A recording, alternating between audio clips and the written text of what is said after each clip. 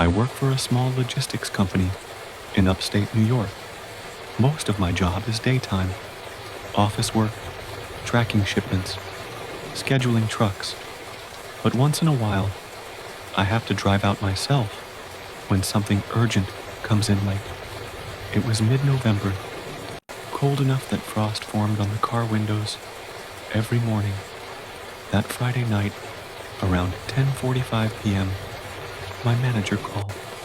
One of our drivers had broken down halfway through a delivery, and the client wanted the cargo that same night. He said if I left immediately, I could pick up the shipment from the truck and get it to the drop point by morning. I didn't exactly want to do it, but I could use the overtime pay, and the roads out there were quiet at night. By 11:30, I was on the interstate, heading west. For the first hour, nothing unusual. Empty roads, a few trucks. I kept the radio low, sipping coffee from a thermos.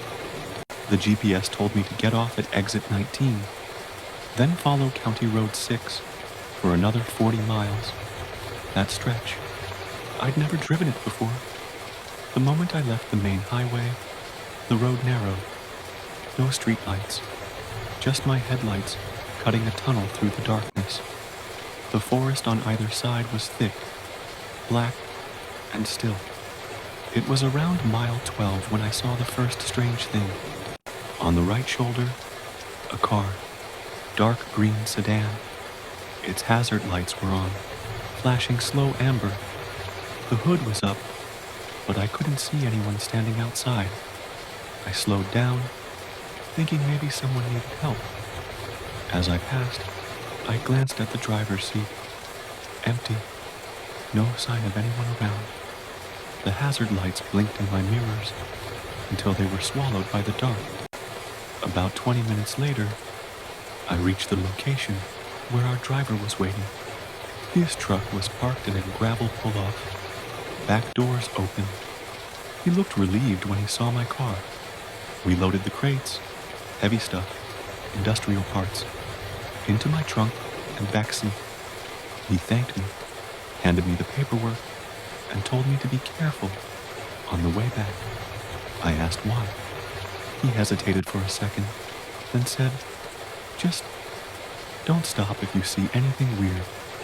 This road gets strange at night." Before I could ask what he meant, he was already walking back to his truck. I turned around and started the drive back. The woods seemed even darker now. My high beams barely touched the branches above. Somewhere in the distance, I thought I saw movement between the trees. But when I slowed down, it was gone. Mile 30, 29, 28. That's when I saw the green sedan again. Same hazard lights, same hood open. Only this time, the driver's side door was open too. The interior light was on. I slowed the car almost to a stop. My instincts told me to keep going, but my brain said someone could be hurt. I leaned over, looking through the passenger window. There was someone sitting inside. A man, pale face, dark hair slicked back, wearing a black coat. He was staring straight ahead, not moving. I rolled down my window halfway and called out, "Hey, you need help?" No response. I raised my voice. "You okay?" His head turned slowly toward me. His lips moved, like he was whispering something, but I couldn't hear a word. Something about his eyes. They looked wrong, almost cloudy, like glass. A chill ran through me. I muttered, "All right, good luck," and started to drive. In my mirror, I saw him step out of the car and walk toward the back, into the darkness. I drove faster after that. The road twisted left, then right. No sign of headlights behind me. But about 5 miles later, I saw another pair of hazard lights ahead. Same car, same green sedan. This time, the hood wasn't open. The doors weren't open. It was just sitting there. My hands tightened on the steering wheel. I knew without a doubt It was the same vehicle, and there was no way it could have gotten ahead of me. I passed it without slowing down. Didn't look inside, didn't look in the mirror. The next few miles, I kept my eyes locked on the road, forcing my brain to focus on the white lines. Then, something appeared in my headlights. A man, walking right down the middle of the lane. The man was about 30 yards ahead, walking straight down the center of the lane. His back was to me, but his steps were slow, deliberate, like he wasn't in a hurry to get anywhere. I eased off the gas, my headlights washing over him. The black coat, dark hair. It was the same man from the green sedan. I honked once, short, sharp. He didn't flinch, didn't even turn around. I honked again, holding it longer this time. Nothing. The road here was too narrow to go around him. The forest pressed right up to the edge of the asphalt. I was crawling forward now, maybe 5 miles an hour, my hands sweaty on the steering wheel. When I was close enough that my headlights stretched his shadow far into the dark ahead, he stopped walking. For a moment, neither of us moved. Then, slowly, he turned around. His face was pale under the yellow glow. His eyes, milky and focused, but he was looking straight at me. His lips moved again, whispering something I couldn't hear through the glass. I rolled the window down an inch.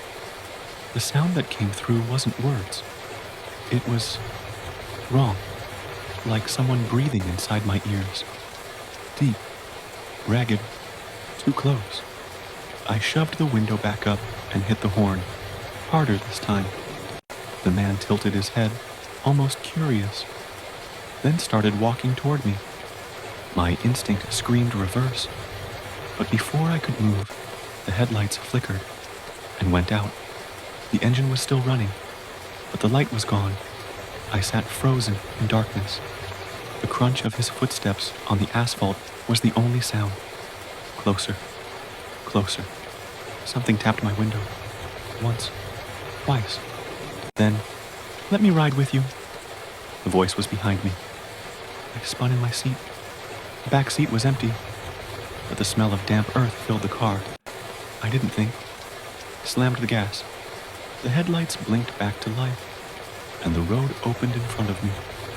I drove without looking back, my pulse pounding in my skull. When I hit mile 42, the forest broke for a moment, and there was a small diner by the roadside, its neon open sign buzzing in the cold night. I pulled in, parked crooked, and bolted inside. The place was nearly empty, just a woman at the counter, and a man in a booth by the window. I sat at the counter, trying to calm my breathing. The waitress poured me coffee without asking. "You look like you've seen a ghost," she said with a half smile. I almost laughed, almost. But instead, I asked, "You ever see a guy out there? Black coat, green sedan?" Her smile faded. She glanced at the man in the booth. He was watching me now, and in the reflection of the window beside him, his eyes were pale. The man in the booth didn't look away. His pale eyes fixed on me, unblinking, like he was waiting for something. I turned back to the waitress, but she had already walked into the kitchen, leaving me alone at the counter. When I looked again, the booth was empty. No man, no coffee cup. But outside, across the road, I could see him, standing by a dark green sedan, watching. I told myself not to panic, just finish the coffee, get back in the car, and drive. But when I reached for the cup, it was cold. Not sitting for 5 minutes. Cold. Cold like it had been poured hours ago.